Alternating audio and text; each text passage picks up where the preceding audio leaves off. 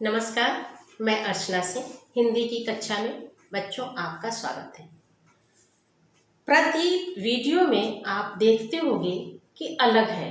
पिछला वीडियो कुछ और तरीके से बना है तो अगला वीडियो कुछ और तरीके से बना है। यह सब मैं कोशिश करती हूँ कि आपकी रुचि बनी रहे। तो आज अपने इस कैकेयी अनुताप शीर्षक के आगे के भाग को रोचक बनाने के लिए मैंने कुछ इसमें अलग जोड़ा है। मैं बीच बीच में प्रश्नों को पूछूंगी। उन प्रश्नों के उत्तर आपको लिख करके मुझे भेजने हैं। जो बच्चे सबसे पहले प्रश्न का उत्तर भेजेंगे 5 बच्चों का सर्टिफिकेट बना करके मैं भेजूंगी। और दूसरा, वीडियो के अंत में आपके दिमाग को थोड़ा सा शार्प करने के लिए, चाकू की धार की तरह तेज बनाने के लिए एक पहेली पूछूंगी। उस पहेली का उत्तर भी आपको देना है। तो चलिए आज पाठ की शुरुआत करते हैं। कैकेयी क्या कहती हैं? जल पंजर गत अब अरे अधीर अभागे। हे मेरे अभागे मन, हे मेरा हृदय जो कैसा है? अधीर है। और जो यह इस पंजर के अंदर स्थित मन है वह अभागे मन, वे ज्वलित भाव थे स्वयं तुझी में जागे। यह जो राम को 14 वर्ष का वनवास देने का भाव था यह तुम्हारे ही अंदर आया था। इस काम के लिए न तो मंथरा दासी ने कहा और न भरत ने मुझे उकसाया, पर था केवल क्या? ज्वलित भाव ही मन में। यह जो ज्वलन का भाव था, भरत को राजगद्दी और उसके लिए राम को 14 वर्ष का वनवास। हे अभागे मन, यह भाव तुम्हारे अंदर ही उत्पन्न हुआ था।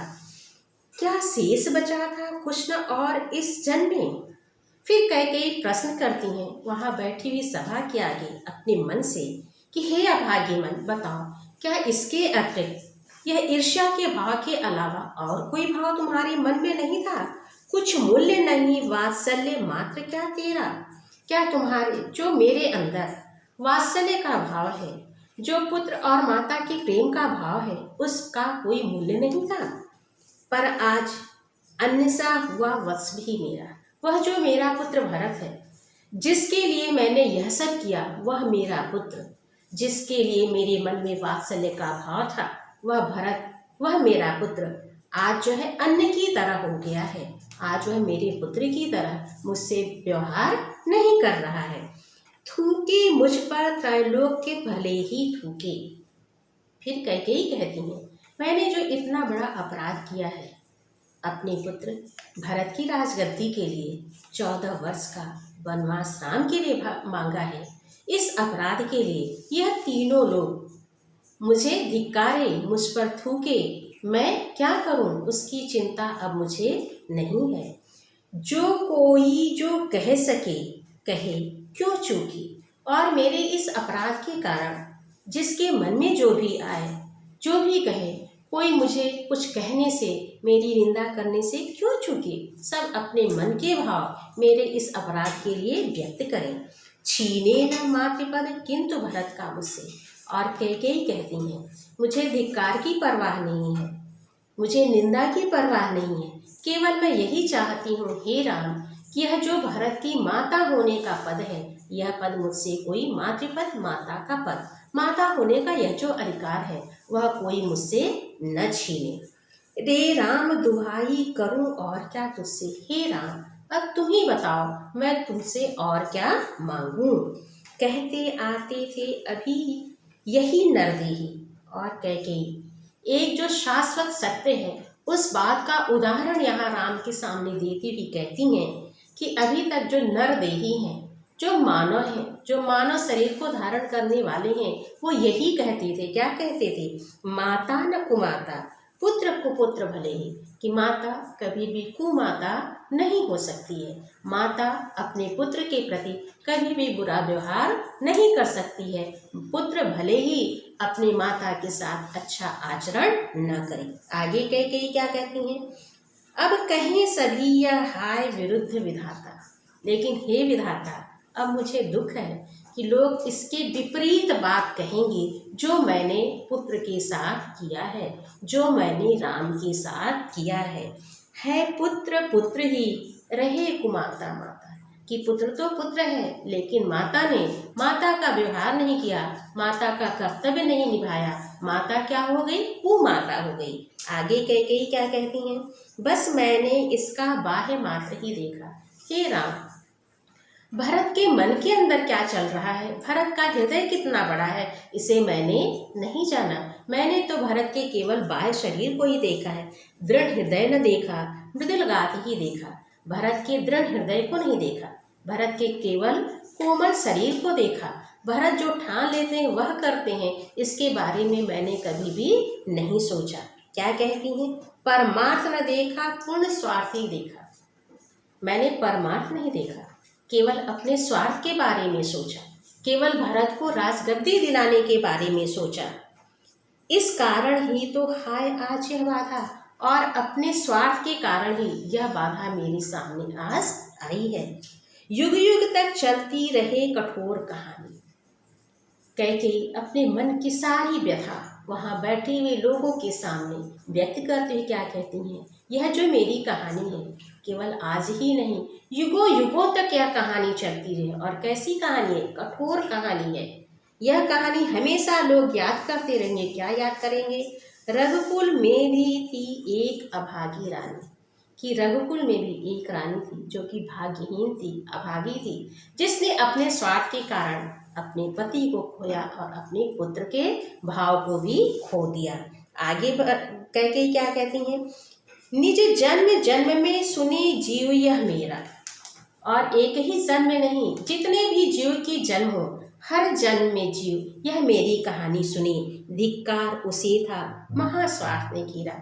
उस रानी कैकेयी को धिक्कार है जिसने केवल स्वार्थ को सोचा, अपने स्वार्थ के लिए राम को 14 वर्ष का वनवास दे दिया, और राम के सामने क्या कठिनाई आएंगी इसके बारे में कैकेयी ने नहीं सोचा। फिर कैकेयी आगे क्या कहती हैं, 100 बार धन्य वह एक लाल की माई। फिर भी हे राम, लोग यह कहेंगे, धिक्कारेंगे, फिर की क्या कहेंगे कि वह लाल की माई 100 बार धन्य है। कौन सी माई, जिस जननी ने जना भरत सा भाई, जिस माता ने भरत से जैसे भाई को जन्म दिया। कैकेयी क्या कहती, मैंने गलत काम किया, मैंने अपने स्वार्थ के लिए भरत को राजगद्दी दिलाने के लिए हे राम तुम्हें 14 वर्ष का वनवास दिया, लेकिन भरत ने उस राजगद्दी को स्वीकार नहीं किया। इसलिए लोग 100 बार उस माँ को धन्य करेंगे। किस माँ को, जो भरत की माँ धन्य है। आगे क्या है, पागल सी प्रभु के साथ सभा चिल्लाई। और जब कैकेयी अपने मन की बातों को, अपने मन के भावों को व्यक्त कर रही थी, उसी समय जो वहाँ पे सभा बैठी है वह सभा एक साथ राम के साथ बोल उठी। क्या बोल उठी, 100 बार धन्य वह एक लाल की माई। कि हाँ, भरत को जन्म देने वाली वह माता एक बार नहीं सैकड़ों बार धन्य है। आगे क्या कहती हैं, हाँ लाल उसे भी आज कमाया मैंने। कि हाँ, जिस लाल के कारण मैं धन्य हूँ, उस लाल को, उस पुत्र को आज मैंने गंवा दिया है, अपने से दूर कर दिया है। विकराल कुयस ही यहाँ कमाया मैंने कोई अच्छा काम नहीं किया। इस संसार में जन्म लेकर के मैंने एक विकराल अपयश को पाया है, एक ऐसा अपयश जो कभी भी समाप्त नहीं होगा। निज स्वर्ग उसी पर वार दिया था मैंने। कैकेयी आगे क्या कहती है, अपने स्वर्ग को, अपने सारे सुख को मैं अपने पुत्र भरत के ऊपर न्यौछावर कर दी थी। हर तुम तक से अधिकार लिया था मैंने, और सारे सुखों को न्यौछावर करने के साथ साथ भरत को सुख देने के लिए, भरत को राज देने के लिए तुम्हारे अधिकार को भी हे राम मैंने छीन लिया। पर वही आज यह दीन हुआ रोता है, लेकिन जिस अपने पुत्र के लिए मैं अपने सारे सुख को न्यौछावर कर दी, तुमसे तुम्हारे अधिकार को छीन ली, वही पुत्र आज मेरा दीन हो गया है, बेचारा हो गया है, रो रहा है, बिलख रहा है। शंकित सबसे घृत हरिण तुल्य होता है। और क्या कहती हैं, जैसे बांधा हुआ हिरण सशंकित रहता है, डरता रहता है। कभी गए होगे कहीं चिड़ियाघर में या बनारस में सारनाथ गए होगे, वहाँ तुमने हिरणों को देखा होगा, वो क्या करते हैं, हमेशा चौकन्ना रहते हैं, उनके कान खड़े रहते हैं और आंखें चंचल रहती हैं, सशंकित रहते हैं। वैसे ही यहाँ पे कैकेयी कह रही हैं, वह मेरा भरत भी आज शंकित है उस बंधे हुए हिरण की तरह। श्रीखंड आज अंगार चंड है मेरा। फिर कैकेयी क्या कहती हैं, जो मुझे शीतलता देने वाला श्रीखंड की तरह, वह जो चंदन की तरह शीतल व्यवहार करने वाला मेरा भरत है, वह आज क्या है, अंगार चंड हो गया है, वह अंगारे की तरह हो गया है, उसके अंदर क्रोध आ गया है। वह भरत आज चंदन की तरह शांत व्यवहार नहीं कर रहा है। फिर इससे बढ़कर कौन दंड है मेरा। फिर कैकेयी कहती, हे राम बताओ, अब इससे बड़ा दंड मुझे और क्या मिलेगा कि मेरा पुत्र ही मुझे त्याग दिया है। मैंने कहा था बीच बीच में प्रश्न पूछूंगी, तो पहला प्रश्न आपका है कि प्रभु के साथ पूरी सभा क्या चिल्लाई। दूसरा प्रश्न, श्रीखंड अंगार चंड हो गया है, यह किसके लिए कवि ने कहा है। आगे पढ़ते हैं। पटके मैंने पद पाड़ी मोह के नद में। कैकेयी क्या कहती हैं कि यह जो मोह रूपी नदी है, यह जो लोभ रूपी नदी है, उस नदी में मैंने बहुत हाथ पैर मारे, अर्थात अपने पुत्र भरत के मोह में मैंने यह सब काम किया। फिर कैकेयी क्या कहती हैं, जन क्या क्या करते नहीं स्वप्न में मद में, केवल मैंने ही किया।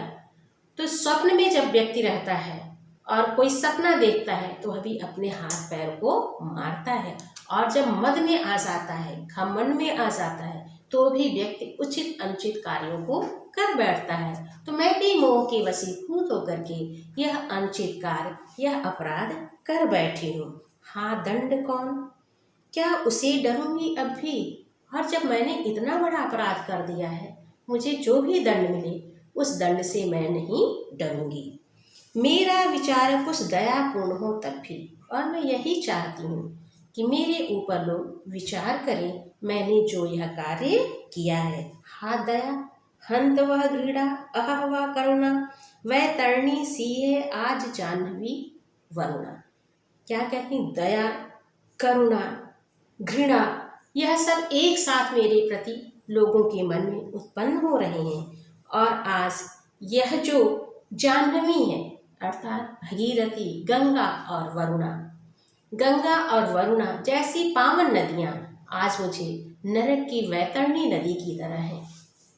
सह सकती हूँ चिर नरक। और कैकेयी क्या कहती हैं, मुझे चिरकाल तक नरक मिले। ऐसा कहा जाता है कि जब हम अच्छा काम करते हैं तो स्वर्ग मिलता है, और बुरा काम करते हैं तो नरक मिलता है। स्वर्ग जहाँ पे सुख सुविधाएं होंगी। अगर तुम में से कुछ लोग मानस मंदिर गए होंगे, जहाँ पे सावन में और नवरात्र के समय मेला लगता है, और वो इलेक्ट्रिक बिजली के माध्यम से सारे दिखाए जाते हैं। वहाँ पे स्वर्ग नर्क भी दिखाया गया है। देखियो कि स्वर्ग में बहुत अच्छा सा खाना मिल रहा है, अप्सराएं नृत्य कर रही हैं, और दूसरी तरफ बगल में ही नरक को दिखाया गया है, जहाँ पे कड़ाहे में आदमी को डाला जा रहा है, आग में जलाया जा रहा है। तो यह हम सब कल्पना करते हैं कि अच्छा काम करेंगे तो स्वर्ग मिलेगा, बुरा काम करेंगे तो नरक मिलेगा। तो वही यहाँ पे कैकेयी कह रही हैं, मैंने जो इतना बड़ा अपराध किया है तो मुझे चिरकाल तक नरक मिले। सुनी सुविचारी पर मुझे स्वर्ग की दया दंड से बारी। सुविचारी, जो अच्छी तरह से विचार करने वाले लोग हैं, वह सभी मुझे सुन लें कि यदि कोई मुझे दया करता है और स्वर्ग का सुख देता है तो मुझे दंड से भी अधिक भारी होगा। मुझे किसी की दया नहीं चाहिए, क्योंकि मैंने बहुत बड़ा अपराध किया है।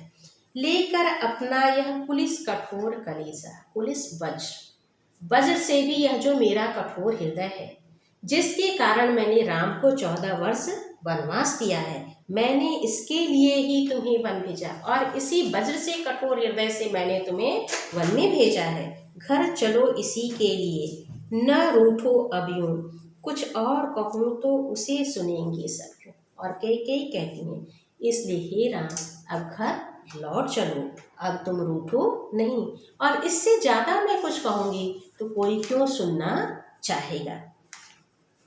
मुझको यह प्यारा और इसे तुम प्यारे। फिर कैकेयी अपनी बात राम के सामने रखते हुए कहती हैं कि हे राम, मुझे भरत प्रिय है और यह भरत तुम्हें प्रिय है। मेरे दुगने प्रिय रहो न मुझसे न्यारे। और भरत तुम्हें प्रिय है, इससे हे राम तुम मेरे लिए दुगने प्रिय हो गए हो, मेरे लिए न्यारे हो गए हो। मैं इसे न जानूं किंतु जानते हो तुम। मैं भरत की माता होकर के भी भरत को अच्छी तरह से नहीं समझ पाई, लेकिन हे राम तुम भरत को अच्छी तरह से जानते हो, अपने से पहले इसे मानते हो तुम, और भरत को अपने से भी ज़्यादा मानते हो। तुम भ्राताओं का प्रेम परस्पर जैसा। और क्या कहती हैं, हे राम तुम सभी भाइयों में आपस में जैसा प्रेम है वह जैसा सबके ऊपर दिखाई दे रहा है, तो पाप दोष भी पुण्य दोष है मेरा। तो जो मैंने पाप किया है और उस पाप के कारण जो मुझे दोष हुआ है वह जो है मेरा क्या हो गया, पुण्य हो गया, क्योंकि तुम भाइयों में आपस में इतना ज़्यादा प्रेम है। मैं रहूं पंकिला। फिर आगे के कई क्या कहती हैं, मैं पंकिला रहूं, मैं कीचड़ से सनी रहूं, पद्म कोश है मेरा, लेकिन मेरा पद्म कोश कौन है, भरत है। मेरा कमल का समूह कौन है, भरत है, और तुम सब भाई हो। आगत ज्ञानी जन उच्च भाल ले लेकर। फिर क्या कहती हैं कैकेयी कि यहाँ पे जितने ज्ञानी जन हैं जो आए हुए हैं उच्च भाल ले लेकर के, जिनके मस्तक ऊंचे हैं। ऐसा कहा जाता है कि जो ज्ञानी लोग होते हैं उनके माथे ऊंचे होते हैं, और ज्ञान वाला व्यक्ति सर ऊंचा करके चलता भी है। तो ही यहाँ पे कैकेयी कहती हैं कि जो यहाँ पे ज्ञानी जन आए हुए हैं जिनके ऊंचे ऊंचे भाल हैं, ऊंचे ऊंचे मस्तक हैं, समझावें तुमको अतुल युक्तियाँ देकर, और अनेक प्रकार की युक्तियाँ देकर के, अनेक प्रकार के प्रयास करके हे राम तुम्हें समझाएंगे। मेरे तो एक अधीर हृदय है बेटा, लेकिन हे राम मेरे पास तो एक ही हृदय है, वह भी कैसा है, अधीर है, व्याकुल है। उसने फिर तुमको आज बुझावा बेटा, और उस व्याकुल हृदय से हे राम मैं तुम्हें लगाती हूँ। हे राम तुमने भरत को अपने हृदय से लगा लिया है। और इस तरह से यह कैकेयी अंताप शीर्षक यहाँ पे समाप्त होता है। मैंने शुरू में ही कहा था कि मैं आपसे एक पहेली पूछूंगी, तो वह पहेली शुरू करती हूँ, और आपको उस पहेली का उत्तर भी देना है, और प्रश्न भी मैंने आपसे पूछा था। एक लाल डिबिया में पीले खाने, पीले खानों में मोती से दाने।